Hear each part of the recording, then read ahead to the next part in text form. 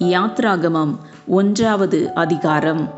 எகிப்துக்கு போன இஸ்ரவேலுடைய குமாரரின் நாமங்களாவன: ரூபன், சிமியோன், லேவி, யூதா, இசக்கார், செபுலோன், பென்யமீன், தான், நப்தலி, காத், ஆசேர் என்பவைகளே. இவர்கள் யாக்கோபுடனே தங்கள் தங்கள் குடும்பத்தோடு கூட போனார்கள். யோசேப்போ அதற்கு முன்னமே எகிப்தில் போயிருந்தான். யாக்கோபின் கர்ப்ப பிறப்பாகிய யாவரும் 70 பேர். யோசேப்பும் அவனுடைய சகோதரர் யாவரும் அந்த தலைமுறையார் எல்லாரும் மரணமடைந்தார்கள். இஸ்ரவேல் புத்திரர் மிகுதியும் பலுகி ஏராளமாய் பெருகி பலத்திருந்தார்கள். தேசம் அவர்களால் நிறைந்தது. யோசேப்பை அறியாத புதிய ராஜன் ஒருவன் எகிப்தில் தோன்றினான். அவன் தன் ஜனங்களை நோக்கி, இதோ இஸ்ரவேல் புத்திரராகிய ஜனங்கள் நம்மிலும் ஏராளமானவர்களும் பலத்தவர்களுமாயிருக்கிறார்கள். அவர்கள் பெருகாத படிக்கும் ஒரு யுத்தம் உண்டானால் அவர்களும் நம்முடைய பகைஞரோடே கூடி நமக்கு விரோதமாக யுத்தம் பண்ணி தேசத்தை விட்டு புறப்பட்டு போகாத படிக்கும் நாம் அவர்களை குறித்து ஒரு உபாயம் பண்ண வேண்டும் என்றான். அப்படியே அவர்களை சுமை சுமக்கிற வேலையினால் ஒடுக்கும்படிக்கு அவர்கள் மேல் விசாரணைக்காரரை வைத்தார்கள். அப்பொழுது அவர்கள் பார்வோனுக்காக பித்தோம், ராம்சேஸ் என்னும் பண்டசாலை பட்டணங்களை கட்டினார்கள். ஆனாலும் அவர்களை எவ்வளவு ஒடுக்கினார்களோ அவ்வளவாய் அவர்கள் பலுகி பெருகினார்கள். ஆகையால் அவர்கள் இஸ்ரவேல் புத்திரரை குறித்து எரிச்சல் அடைந்தார்கள். எகிப்தியர் இஸ்ரவேல் புத்திரரை கொடுமையாய் வேலை வாங்கினார்கள். சாந்தும் செங்கலுமாகிய இவைகளை செய்யும் வேலையினாலும் வயலில் செய்யும் சகலவித வேலையினாலும் அவர்களுக்கு அவர்கள் ஜீவனையும் கசப்பாக்கினார்கள். அவர்களை கொண்டு செய்வித்த மற்ற எல்லா வேலைகளிலும் அவர்களை கொடுமையாய் நடத்தினார்கள். அதுவுமென்றி எகிப்தின் ராஜா சிப்பிராள், பூவாள் என்னும் பேருடைய எபிரேய மருத்துவச்சிகளோட பேசி, நீங்கள் எபிரேய ஸ்திரீகளுக்கு மருத்துவம் செய்யும்போது அவர்கள் மனையின் மேல் உட்கார்ந்திருக்கையில் பார்த்து, ஆண் பிள்ளையானால் கொன்று போடுங்கள், பெண் பிள்ளையானால் உயிரோடு இருக்கட்டும் என்றான். மருத்துவச்சிகளோ தேவனுக்கு பயந்ததினால் எகிப்தின் ராஜா தங்களுக்கு இட்ட கட்டளைப்படி செய்யாமல் ஆண் பிள்ளைகளையும் உயிரோடே காப்பாற்றினார்கள். அதனால் எகிப்தின் ராஜா மருத்துவச்சிகளை அழைப்பித்து, நீங்கள் ஆண் பிள்ளைகளை உயிரோடே காப்பாற்றுகிற காரியம் என்ன என்று கேட்டான். அதற்கு மருத்துவச்சிகள் பார்வோனை நோக்கி, எபிரேய ஸ்திரீகள் எகிப்திய ஸ்திரீகளைப் போல் அல்ல, அவர்கள் நல்ல பலமுள்ளவர்கள். மருத்துவச்சி அவர்களிடத்திற்கு போகும் முன்னே அவர்கள் பிரசவித்தாகும் என்றார்கள். இது நிமித்தம் தேவன் மருத்துவச்சிகளுக்கு நன்மை செய்தார். ஜனங்கள் பெருகி மிகுதியும் பலத்து போனார்கள். மருத்துவச்சிகள் தேவனுக்கு பயந்ததினால் அவர்கள் குடும்பங்களை தழைக்கும்படி செய்தார். அப்பொழுது பார்வோன் பிறக்கும் ஆண் பிள்ளைகளை எல்லாம் நதியிலே போட்டுவிடவும் பெண் பிள்ளைகளை எல்லாம் உயிரோடே வைக்கவும் தன் ஜனங்கள் எல்லாருக்கும் கட்டளையிட்டான். யாத்ராகமம் 2வது அதிகாரம். லேவியின் குடும்பத்தாரில் ஒருவன் லேவியின் குமாரத்திகளில் ஒருத்தியை விவாகம் பண்ணினான். அந்த ஸ்திரீ கர்ப்பவதியாகி ஒரு ஆண் பிள்ளையை பெற்று அது அழகுள்ளதென்று கண்டு அதை 3 மாதம் ஒளித்து வைத்தாள். அவள் அதை அப்புறம் ஒளித்து வைக்க கூடாமல் ஒரு நாணற்பெட்டியை எடுத்து அதற்கு பிசினும் கீலும் பூசி அதிலே பிள்ளையை வளர்த்தி நதியோரமாய் நாளலுக்குள்ளே வைத்தாள். அதற்கு என்ன சம்பவிக்கும் என்பதை அறியும்படி அதன் தமக்கை தூரத்திலே நின்று கொண்டிருந்தாள். அப்பொழுது பார்வோனுடைய குமாரத்தி நதியில் ஸ்நானம் பண்ண வந்தாள். அவளுடைய தாதிகள் நதியோரத்தில் உலாவினார்கள். அவள் நாணலுக்குள்ளே இருக்கிற பெட்டியை கண்டு தன் தாதியை அனுப்பி அதை கொண்டு வரும்படி செய்தாள். அதை திறந்தபோது பிள்ளையை கண்டாள். பிள்ளை அழுதது. அவள் அதன் மேல் இரக்கமுற்று, இது எபிரேயர் பிள்ளைகளில் ஒன்று என்றாள். அப்பொழுது அதன் தமக்கை பார்வோனின் குமாரத்தியை நோக்கி, உமக்கு இந்த பிள்ளையை வளர்க்கும்படி எபிரேய ஸ்திரீகளில் பால் கொடுக்கிற ஒருத்தியை நான் போய் உம்மிடத்தில் அழைத்து கொண்டு வரட்டுமா என்றாள். அதற்கு பார்வோனுடைய குமாரத்தி, அழைத்து கொண்டு வா என்றாள்.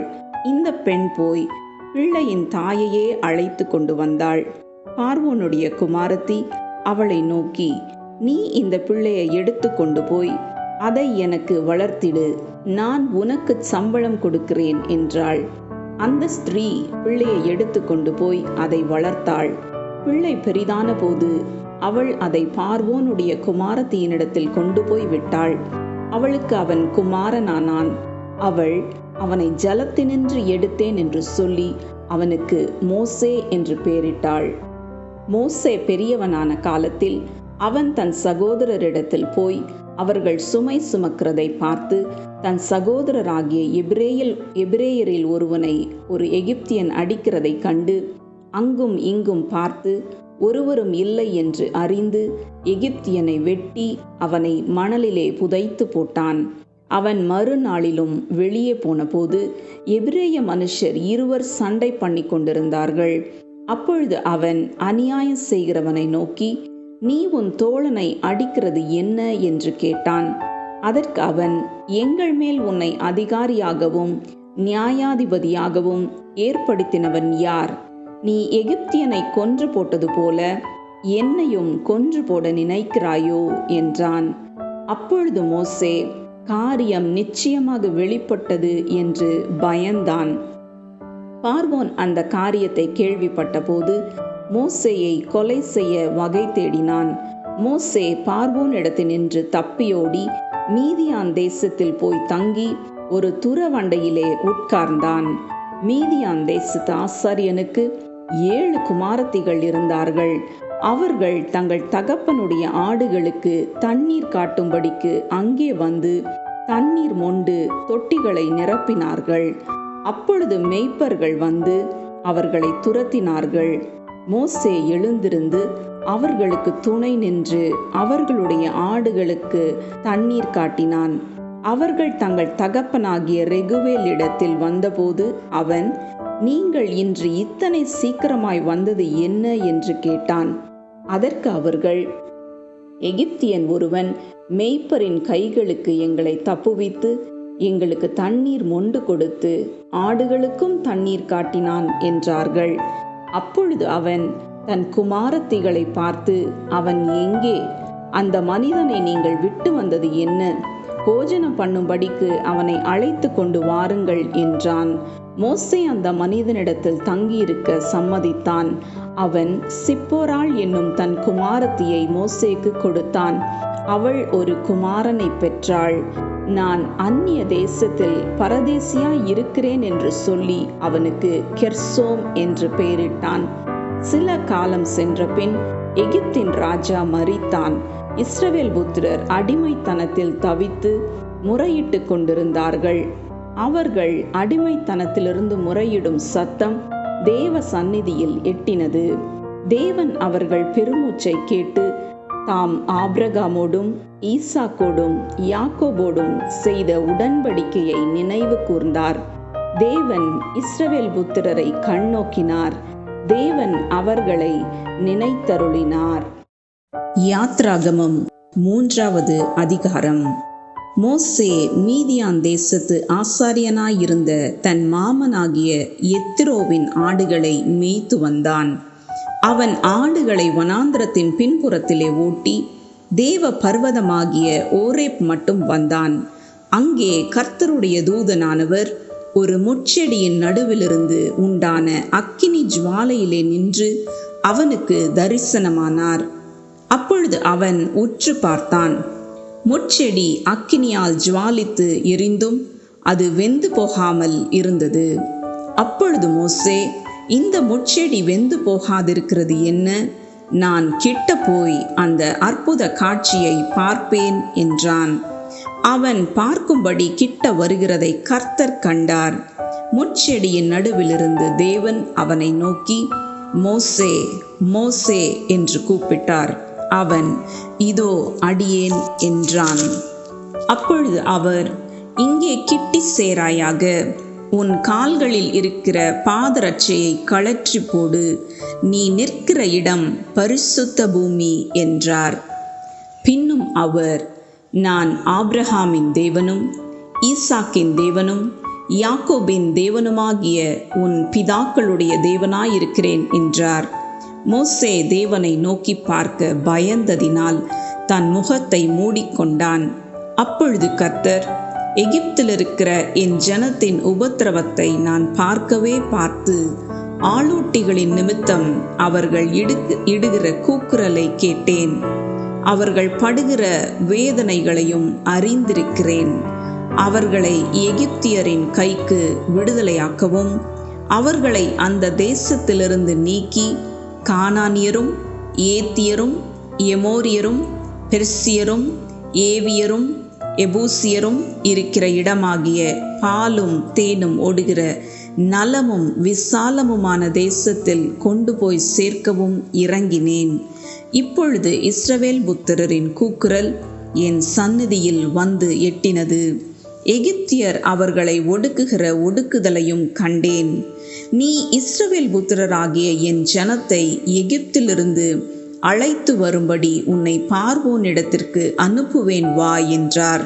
அப்பொழுது மோசே தேவனை நோக்கி, பார்வோனிடத்திற்கு போகவும் இஸ்ரவேல் புத்திரரை எகிப்திலிருந்து அழைத்து வரவும் நான் எம்மாத்திரம் என்றான். அதற்கு அவர், நான் உன்னோடே இருப்பேன். நீ ஜனத்தை எகிப்திலிருந்து அழைத்து வந்த பின் நீங்கள் இந்த மலையில் தேவனுக்கு ஆராதனை செய்வீர்கள். நான் உன்னை அனுப்பினேன் என்பதற்கு இதுவே அடையாளம் என்றார். அப்பொழுது மோசே தேவனை நோக்கி, நான் இஸ்ரவேல் புத்திரரிடத்தில் போய் உங்கள் பிதாக்களுடைய தேவன் உங்களிடத்தில் என்னை அனுப்பினார் என்று அவர்களுக்கு சொல்லும்போது அவருடைய நாமம் என்ன என்று அவர்கள் என்னிடத்தில் கேட்டால் நான் அவர்களுக்கு என்ன சொல்லுவேன் என்றான். அதற்கு தேவன், இருக்கிறவராகவே இருக்கிறேன் என்று மோசேயுடனே சொல்லி, இருக்கிறேன் என்பவர் என்னை உங்களிடத்திற்கு அனுப்பினார் என்று இஸ்ரவேல் புத்திரரோடே சொல்வாயாக என்றார். மேலும் தேவன் மோசேயை நோக்கி, ஆபிரகாமின் தேவனும் ஈசாக்கின் தேவனும் யாக்கோபின் தேவனுமாயிருக்கிற உங்கள் பிதாக்களுடைய தேவனாகிய கர்த்தர் என்னை உங்களிடத்திற்கு அனுப்பினார் என்று நீ இஸ்ரவேல் புத்திரருக்கு சொல்வாயாக. என்றைக்கும் இதுவே என் நாமம், தலைமுறை தலைமுறை தோறும் இதுவே என் பேர் பிரஸ்தாபம். நீ போய் இஸ்ரவேலின் மூப்பரை கூட்டி அவர்களிடத்தில், ஆபிரகாம் ஈசாக்கு யாக்கோபு என்பவர்களுடைய தேவனாயிருக்கிற உங்கள் பிதாக்களுடைய தேவனாகிய கர்த்தர் எனக்கு தரிசனமாகி உங்களை நிச்சயமாய் சந்தித்து எகிப்திலே உங்களுக்கு செய்யப்பட்டதை கண்டேன் என்றும், நான் உங்களை எகிப்தின் சிறுமையிலிருந்து நீக்கி பாலும் தேனும் ஓடுகிற தேசமாகிய கானானியர், ஏத்தியர், எமோரியர், பெர்சியர், ஏவியர், எபூசியருடைய தேசத்துக்கு கொண்டு போவேன் என்றும் சொன்னேன் என்றார் என்று சொல்லு. அவர்கள் உன் வாக்குக்கு செவி கொடுப்பார்கள். அப்பொழுது நீயும் இஸ்ரவேலின் மூப்பரும் எகிப்தின் ராஜாவினிடத்தில் போய், எபிரேயருடைய தேவனாகிய கர்த்தர் எங்களை சந்தித்தார். இப்பொழுதும் நாங்கள் வனாந்திரத்தில் 3 நாள் பிரயாணம் போய் எங்கள் தேவனாகிய கர்த்தருக்கு பலியிடும்படி எங்களை போகவிட வேண்டும் என்று சொல்லுங்கள். ஆனாலும் எகிப்தின் ராஜா கை வல்லமையை கண்டால் ஒழிய உங்களை போக விடான் என்று நான் அறிவேன். ஆகையால் நான் என் கையை நீட்டி எகிப்தின் நடுவிலே நான் செய்யும் சகலவித அற்புதங்களாலும் அதை வாதிப்பேன். அதற்கு பின் அவன் உங்களை போக விடுவான். அப்பொழுது இந்த ஜனங்களுக்கு எகிப்தியரின் கண்களில் தயவு கிடைக்க பண்ணுவேன். நீங்கள் போகும்போது வெறுமையாய் போவதில்லை. ஒவ்வொரு ஸ்திரீயும் தன் தன் அயலகத்தாளிடத்திலும் தன் தன் வீட்டில் தங்குகிறவளிடத்திலும் வெள்ளியுடைமைகளையும் பொன்னுடைமைகளையும் வஸ்திரங்களையும் கேட்டு வாங்குவாள். அவைகளை உங்கள் குமாரருக்கும் உங்கள் குமாரத்திகளுக்கும் தரிப்பித்து எகிப்திலே கொள்ளையிடுவீர்கள் என்றார். யாத்ராகமம் 4வது அதிகாரம். அப்பொழுது மோசே, அவர்கள் என்னை நம்பார்கள், என் வாக்குக்கு செவி கொடார்கள், கர்த்தர் உனக்கு தரிசனமாகவில்லை என்று சொல்லுவார்கள் என்றான். கர்த்தர் அவனை நோக்கி, உன் கையில் இருக்கிறது என்ன என்றார். ஒரு கோல் என்றான். அதை தரையிலே போடு என்றார். அவன் அதை தரையிலே போட்டபோது அது சர்ப்பமாயிற்று. மோசே அதற்கு விலகியோடினான். அப்பொழுது கர்த்தர் மோசேயை நோக்கி, உன் கையை நீட்டி அதன் வாலை பிடி என்றார். அவன் தன் கையை நீட்டி அதை பிடித்தபோது அது அவன் கையிலே கோலாயிற்று. ஆபிரகாமின் தேவனும் ஈசாக்கின் தேவனும் யாக்கோபின் தேவனுமாயிருக்கிற தங்கள் பிதாக்களுடைய தேவனாகிய கர்த்தர் உனக்கு தரிசனமானதை அவர்கள் நம்புவதற்கு இதுவே அடையாளம் என்றார். மேலும் கர்த்தர் அவனை நோக்கி, உன் கையை உன் மடியிலே போடு என்றார். அவன் தன் கையை தன் மடியிலே போட்டு அதை வெளியே எடுக்கும்போது இதோ அவன் கை உறைந்த மழையைப் போல வெண்குஷ்டம் பிடித்திருந்தது. அவர், உன் கையை திரும்பவும் உன் மடியிலே போடு என்றார். அவன் தன் கையை திரும்ப தன் மடியிலே போட்டு தன் மடியிலிருந்து அதை வெளியே எடுத்தபோது அது திரும்ப அவனுடைய மற்ற சதையை போல் ஆயிற்று. அப்பொழுது அவர், முந்தின அடையாளத்தை அவர்கள் கண்டு உன்னை நம்பாமலும் உனக்கு செவி கொடாமலும் போனால் பிந்தின அடையாளத்தை கண்டு நம்புவார்கள். இவ்விரண்டு அடையாளங்களையும் அவர்கள் நம்பாமலும் உன் வாக்குக்கு செவி கொடாமலும் இருப்பார்களானால் அப்பொழுது நீ நதியின் தண்ணீரை மொண்டு நிலத்தில் ஊற்றுவாயாக. நதியில் மொண்ட தண்ணீர் வெட்டாந்தரையிலே இரத்தமாகும் என்றார். அப்பொழுது மோசே கர்த்தரை நோக்கி, ஆண்டவரே, இதற்கு முன்னாவது தேவரீர் உமது அடியானோடே பேசினதற்கு பின்னாவது நான் வாக்கு வல்லவன் அல்ல, நான் திக்குவாயும் மந்தனாவும் உள்ளவன் என்றான். அப்பொழுது கர்த்தர் அவனை நோக்கி, மனுஷனுக்கு வாயை உண்டாக்கினவர் யார்? ஊமையனையும் செவிடனையும் பார்வையுள்ளவனையும் குருடனையும் உண்டாக்கினவர் யார்? கர்த்தராகிய நான் அல்லவா? ஆதலால் நீ போ, நான் உன் வாயோடே இருந்து நீ பேச வேண்டியதை உனக்கு போதிப்பேன் என்றார். அதற்கு அவன், ஆண்டவரே, நீர் அனுப்ப சித்தமாயிருக்கிற யாரையாகிலும் அனுப்பும் என்றான். அப்பொழுது கர்த்தர் மோசேயின் மேல் கோபம் உண்டவராகி, லேவியனாகிய ஆரோன் உன் சகோதரன் அல்லவா? அவன் நன்றாய் பேசுகிறவன் என்று அறிவேன். அவன் உன்னை சந்திக்க புறப்பட்டு வருகிறான். உன்னை காணும்போது அவன் இருதயம் மகிழும். நீ அவனோடே பேசி அவன் வாயில் வார்த்தைகளை போடு. நான் உன் வாயிலும் அவன் வாயிலும் இருந்து நீங்கள் செய்ய வேண்டியதை உங்களுக்கு உணர்த்துவேன். அவன் உனக்கு பதிலாக ஜனங்களோட பேசுவான். இவ்விதமாய் அவன் உனக்கு வாயாக இருப்பான், நீ அவனுக்கு தேவனாக இருப்பாய். இந்த கோலையும் உன் கையிலே பிடித்து கொண்டு போ, இதனால் நீ அடையாளங்களையும் செய்வாய் என்றார். மோசே தன் மாமனாகிய எத்ரோவினிடத்துக்கு வந்து, நான் எகிப்தில் இருக்கிற என் சகோதரரிடத்திற்கு திரும்பி போய் அவர்கள் இன்னும் உயிரோடே இருக்கிறார்களா என்று பார்க்கும்படி புறப்பட்டு போக உத்தரவு தர வேண்டும் என்றான்.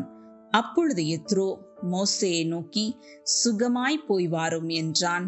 பின்னும் கர்த்தர் மீதியானிலே மோசேயை நோக்கி, நீ எகிப்துக்கு திரும்பி போ, உன் பிராணனை வாங்க தேடின மனிதர் எல்லாரும் இறந்து போனார்கள் என்றார். அப்பொழுது மோசே தன் மனைவியையும் தன் பிள்ளைகளையும் கழுதையின் மேல் ஏற்றிக்கொண்டு எகிப்து தேசத்துக்கு திரும்பினான். தேவனுடைய கோலையும் மோசே தன் கையிலே பிடித்து கொண்டு போனான். அப்பொழுது கர்த்தர் மோசேயை நோக்கி, நீ எகிப்திலே திரும்பி போய் சேர்ந்த பின் நான் உன் கையில் அளித்திருக்கிற அற்புதங்கள் யாவையும் பார்வோனுக்கு முன்பாக செய்யும்படி எச்சரிக்கையாயிரு. ஆகிலும் நான் அவன் இருதயத்தை கடினப்படுத்துவேன், அவன் ஜனத்தை போக விடான். அப்பொழுது நீ பார்வோனோடே சொல்ல வேண்டியது என்னவென்றால், இஸ்ரவேல் என்னுடைய குமாரன், என் சேஷ்டபுத்திரன், எனக்கு ஆராதனை செய்யும்படி என் குமாரனை அனுப்பிவிடு என்று கட்டளையிடுகிறேன். அவனை விடமாட்டேன் என்பாயாகில் நான் உன்னுடைய குமாரனை உன் சேஷ்டபுத்திரனை சங்கரிப்பேன் என்று கர்த்தர் சொன்னார் என்று சொல் என்றார். வழியிலே தங்கும் இடத்தில் கர்த்தர் அவனுக்கு எதிர்பட்டு அவனை கொல்ல பார்த்தார். அப்பொழுது சிப்போராள் கருக்கான ஒரு கல்லை எடுத்து தன் புத்திரனுடைய நுனித்தோலை அறுத்து அதை அவன் கால்களுக்கு முன்பாக எறிந்து, நீர் எனக்கு இரத்த சம்பந்தமான புருஷன் என்றாள். பின்பு அவர் அவனை விட்டு விலகினார். அப்பொழுது அவள் விருத்த சேதனத்து நிமித்தம் நீர் எனக்கு இரத்த சம்பந்தமான புருஷன் என்றாள். கர்த்தர் ஆரோனை நோக்கி, நீ வனாந்திரத்தில் மோசேக்கு எதிர்கொண்டு போ என்றார். அவன் போய் தேவ பர்வதத்தில் அவனை சந்தித்து அவனை முத்தம் செய்தான். அப்பொழுது மோசே தன்னை அனுப்பின கர்த்தருடைய சகல வார்த்தைகளையும் அவர் தனக்கு கட்டளையிட்ட சகல அடையாளங்களையும் ஆரோனுக்கு தெரிவித்தான். மோசேயும் ஆரோனும் போய் இஸ்ரவேல் புத்திரரின் மூப்பர் எல்லாரையும் கூடி வர செய்தார்கள். கர்த்தர் மோசேக்கு சொல்லிய சகல வார்த்தைகளையும் ஆரோன் சொல்லி ஜனங்களின் கண்களுக்கு முன்பாக அந்த அடையாளங்களையும் செய்தான். ஜனங்கள் விசுவாசித்தார்கள். கர்த்தர் இஸ்ரவேல் புத்திரரை சந்தித்தார் என்றும் அவர்கள் படும் உபத்திரவங்களை கண்ணோக்கி பார்த்தார் என்றும் அவர்கள் கேட்டபோது தலை குனிந்து தொழுது கொண்டார்கள். யாத்ராகமம் 5வது அதிகாரம். பின்பு மோசேயும் ஆரோனும் பார்வோனிடத்தில் போய், இஸ்ரவேலின் தேவனாகிய கர்த்தர் வனாந்திரத்திலே எனக்கு பண்டிகை கொண்டாடும்படி என் ஜனங்களை போகவிட வேண்டும் என்று சொல்லுகிறார் என்றார்கள். அதற்கு பார்வோன், நான் இஸ்ரவேலை போகவிட கர்த்தரின் வார்த்தையை கேட்கிறதற்கு அவர் யார்? நான் கர்த்தரை அறியேன், நான் இஸ்ரவேலை போக விடுவதில்லை என்றான். அப்பொழுது அவர்கள், எபிரேயருடைய தேவன் எங்களை சந்தித்தார். நாங்கள் வனாந்திரத்தில் 3 நாள் பிரயாணம் போய் எங்கள் தேவனாகிய கர்த்தருக்கு பலியிடும்படி போகவிட வேண்டும். போகாதிருந்தால் அவர் கொள்ளை நோயும் பட்டயமும் எங்கள் மேல் வர பண்ணுவார் என்றார்கள். எகிப்தின் ராஜா அவர்களை நோக்கி, மோசேயும் ஆரோனுமாகிய நீங்கள் ஜனங்களை தங்கள் வேலைகளை விட்டு கலைய பண்ணுகிறது என்ன? உங்கள் சுமைகளை சுமக்க போங்கள் என்றான். பின்னும் பார்வோன், இதோ தேசத்தில் ஜனங்கள் மிகுதியாயிருக்கிறார்கள், அவர்கள் சுமை சுமக்கிறதை விட்டு ஓய்ந்திருக்கும்படி செய்கிறீர்களே என்றான். அன்றியும் அந்நாளிலே பார்வோன் ஜனங்களின் ஆளோட்டிகளையும் அவர்கள் தலைவரையும் நோக்கி, செங்கல் வேலைக்கு நீங்கள் முன்போல இனி ஜனங்களுக்கு வைக்கோல் கொடுக்க வேண்டாம். அவர்கள் தாங்களே போய் தங்களுக்கு வைக்கோல் சேர்க்கட்டும். அவர்கள் முன் செய்து கொடுத்த கணக்கின்படியே செங்கல் செய்யும்படி சொல்லுங்கள். அதிலே நீங்கள் ஒன்றும் குறைக்க வேண்டாம். அவர்கள் சோம்பலாயிருக்கிறார்கள், அதனால் நாங்கள் போய் எங்கள் தேவனுக்கு பலியிடுவோம் என்று கூக்குரலிடுகிறார்கள். அந்த மனிதர் மேல் முன்னிலும் அதிக வேலையை சுமத்துங்கள். அதில் அவர்கள் கஷ்டப்படட்டும். வீண் வார்த்தைகளுக்கு அவர்கள் செவி கொடுக்க விடாதிருங்கள் என்று கட்டளையிட்டான். அப்பொழுது ஜனங்களின் ஆளோட்டிகளும் அவர்கள் தலைவர்களும் புறப்பட்டு போய் ஜனங்களை நோக்கி, உங்களுக்கு வைக்கோல் கொடுப்பதில்லை, நீங்களே போய் உங்களுக்கு அகப்படுகிற இடங்களில் வைக்கோல் சம்பாதியுங்கள். ஆனாலும் உங்கள் வேலையில் ஒன்றும் குறைக்கப்படுவதில்லை என்று பார்வோன் சொல்லுகிறார் என்றார்கள். அப்பொழுது வைக்கோலுக்கு பதிலாக தாளடிகளை சேர்க்கும்படி ஜனங்கள் எகிப்து தேசம் எங்கும் சிதறிப் போனார்கள். ஆளோட்டிகள் அவர்களை நோக்கி, வைக்கோல் இருந்த நாளில் செய்தபடியே உங்கள் வேலைகளை ஒவ்வொரு நாளிலும் செய்து முடியுங்கள் என்று சொல்லி அவர்களை துரிதப்படுத்தினார்கள்.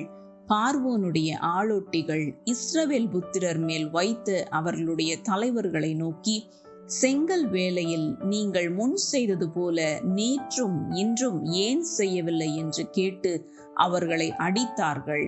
அப்பொழுது இஸ்ரவேல் புத்திரரின் தலைவர் பார்வோனிடத்தில் போய் சத்தமிட்டு, உமது அடியாருக்கு நீர் இப்படி செய்கிறது என்ன?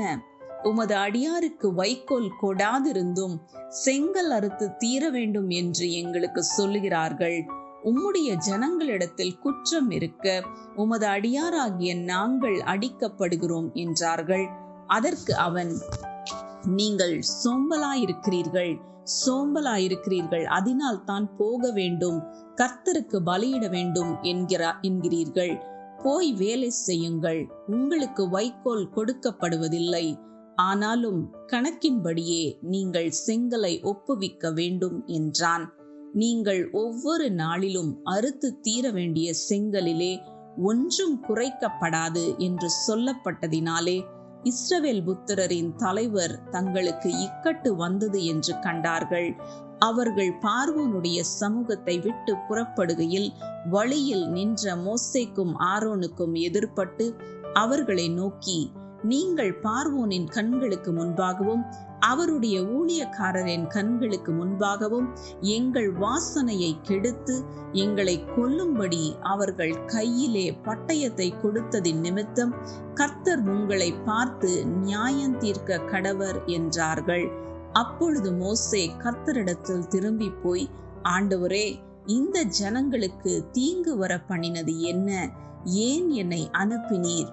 நான் உமது நாமத்தை கொண்டு பேசும்படி பார்வோனிடத்தில் பிரவேசித்தது முதல் அவன் இந்த ஜனங்களை உபத்திரவப்படுத்துகிறான். நீர் உம்முடைய ஜனங்களை விடுதலையாக்கவில்லையே என்றான்.